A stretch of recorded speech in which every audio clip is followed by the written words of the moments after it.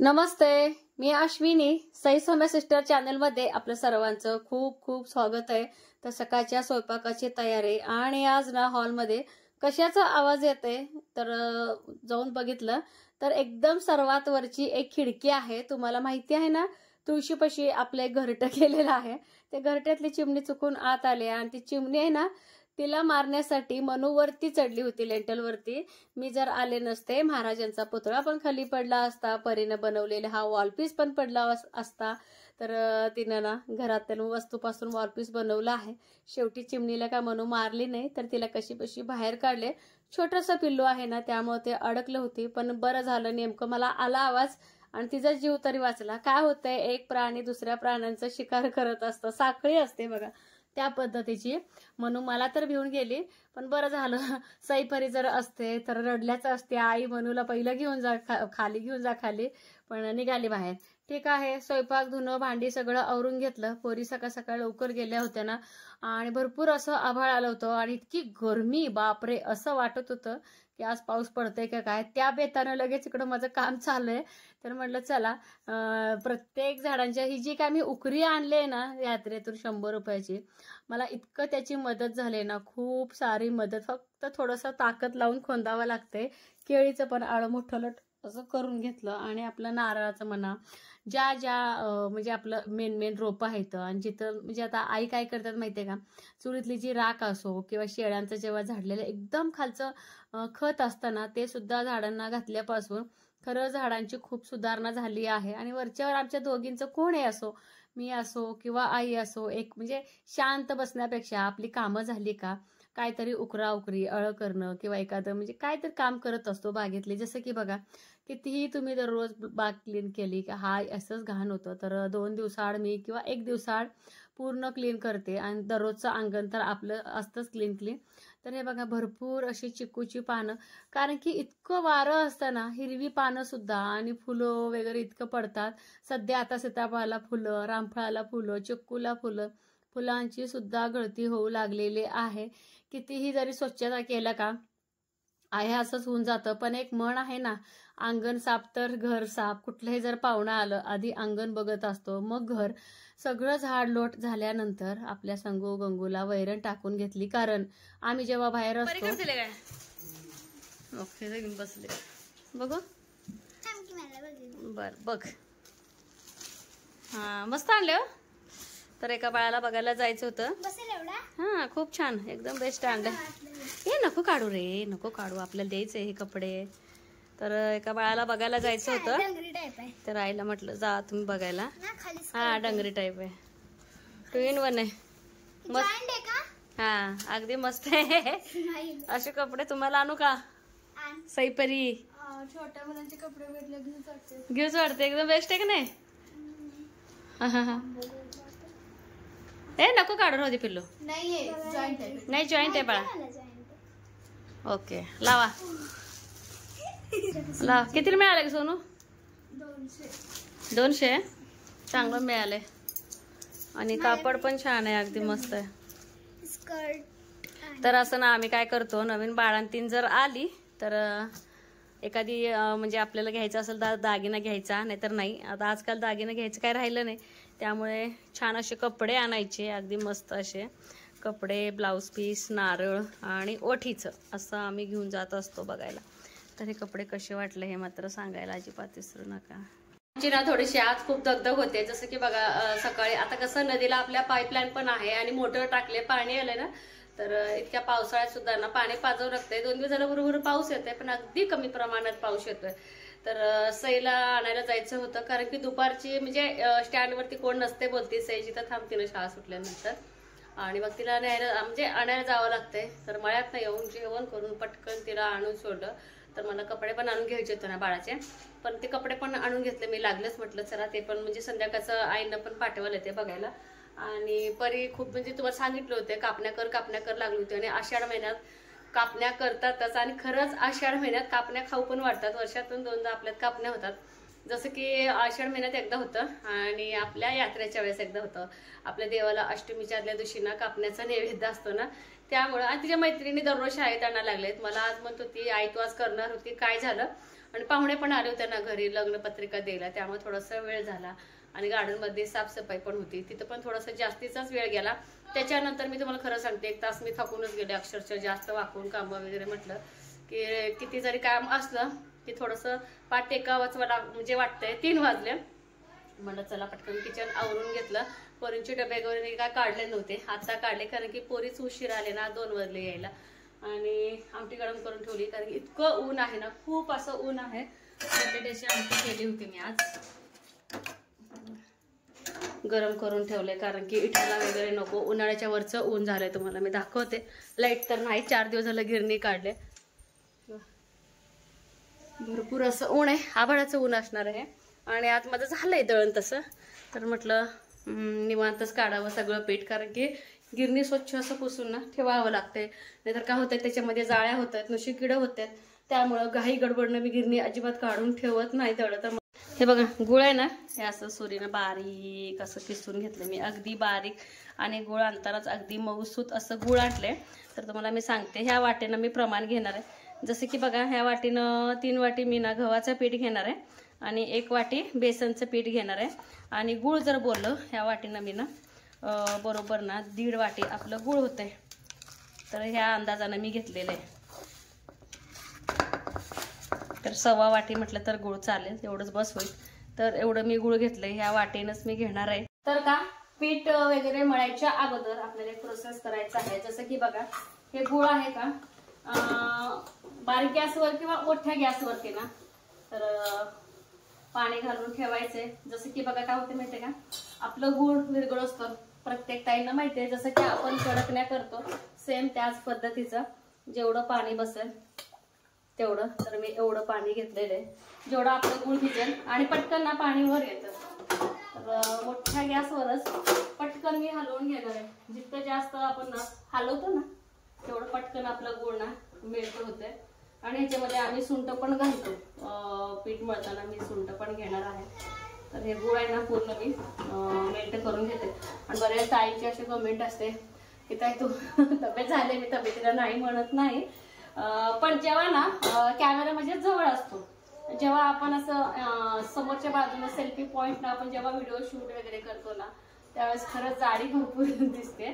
तर समजून घ्या, आता जो कॅमेरा मी लावलाय तर तो अगदी माझ्या जवळच आहे, मग त्यामुळं काय होतंय पूर्ण जाडी दिसते. अशा पद्धतीनं.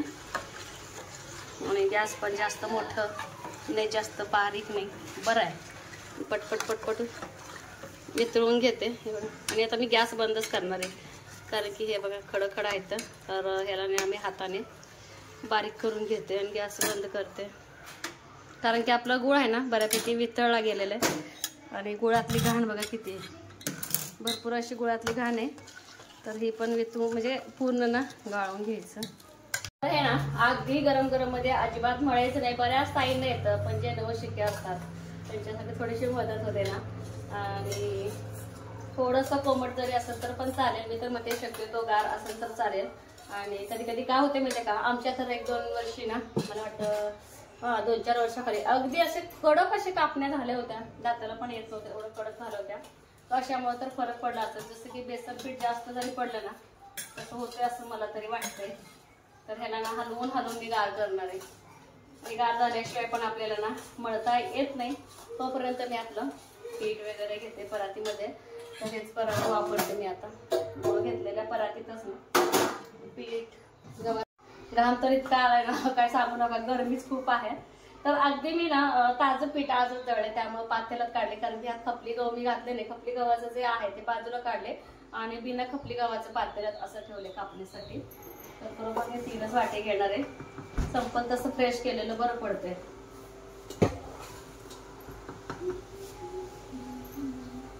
वाटी गहू कापणी हो, हा लगेच करूया. चल. आणि मळायचं कोण, हा मळायचं कोण. आणि आपलं हे पीठ स्वच्छ असते आणि आपल्याच गिरणीतलं दळलेलं. तर बरोबर ना 1 वाटी बेसन पीठ घेतलं मी, सगळं वाटीतच घेतलं मी मोठून एकदम.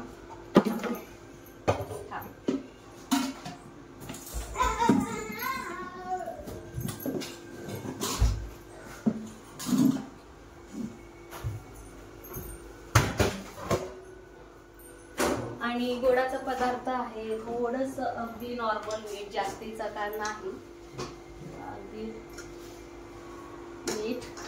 परत त्याच्यामध्ये ना सुंठ घालणार आहे मी. सुंठ पावडर माझ्याकडे तयार असते, कधी कधी लागतं. आणि बऱ्याच ताईंची असं कमेंट होते की खीर दाखवते सारखी. बघा भरपूर असं सुंठ, खीर दाखवते सारखी, खीर दाखवते. बघा पारंपरिक पद्धतीचं आम्ही एकतर खातो आणि ती सवय आहे. दुसरी गोष्ट, ज्या आपल्याजवळ वस्तू साहित्य आहेत घरात अवेलेबल, त्याच वस्तूनुसार मी कुठलंही घरात बनवते. जसं की खीर, सांजा, शिरा घरात सगळ्यांना आवडतो. आणि कधीही बघा तुम्ही प्रसादाला गव्हाची खीर खरंच खूप छान वाटते. थोडंसं मला वाईट वाटलं, थोडंसं दुसरं काहीतरी पंचपक्वान्न दाखवत जा एका ताईची कमेंट आली. पण ठीक आहे, काही हरकत नाही. शेवटी बघा आपल्या मनाला जे वाटेल तेच करायचं, मला तरी असं वाटतंय.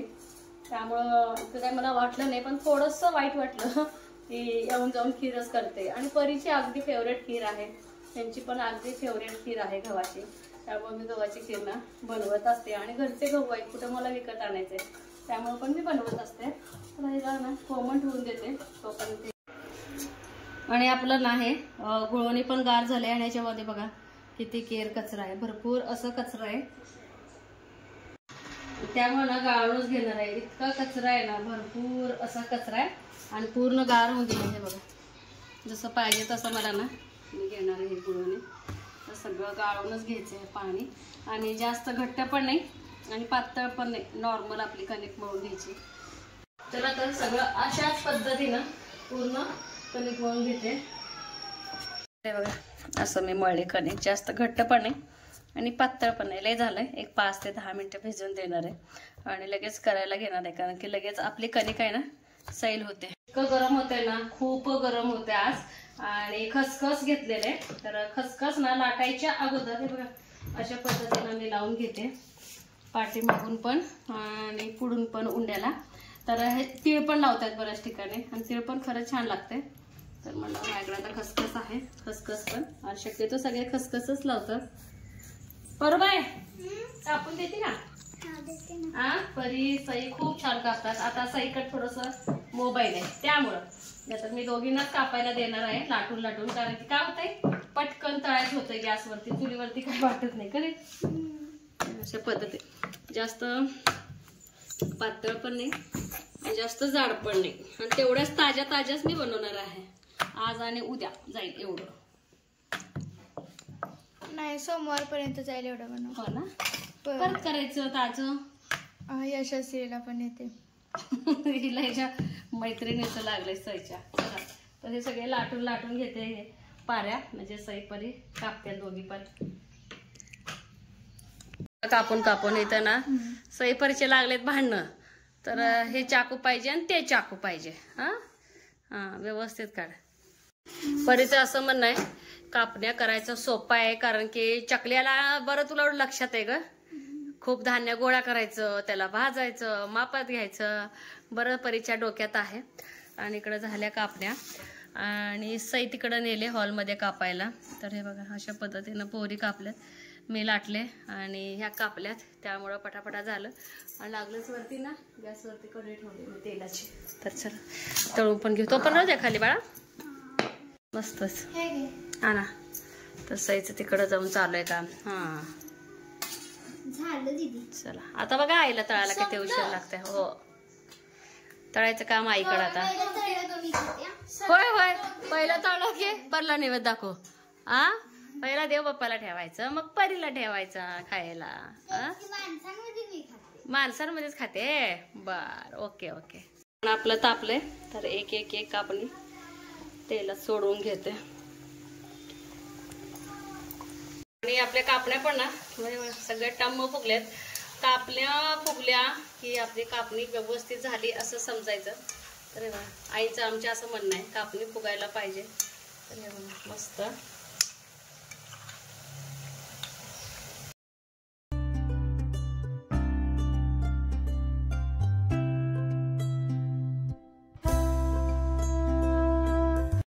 पहिला नैवेद्य दोन्ही पोरींनाच गेलाय. कसं झालंय ग?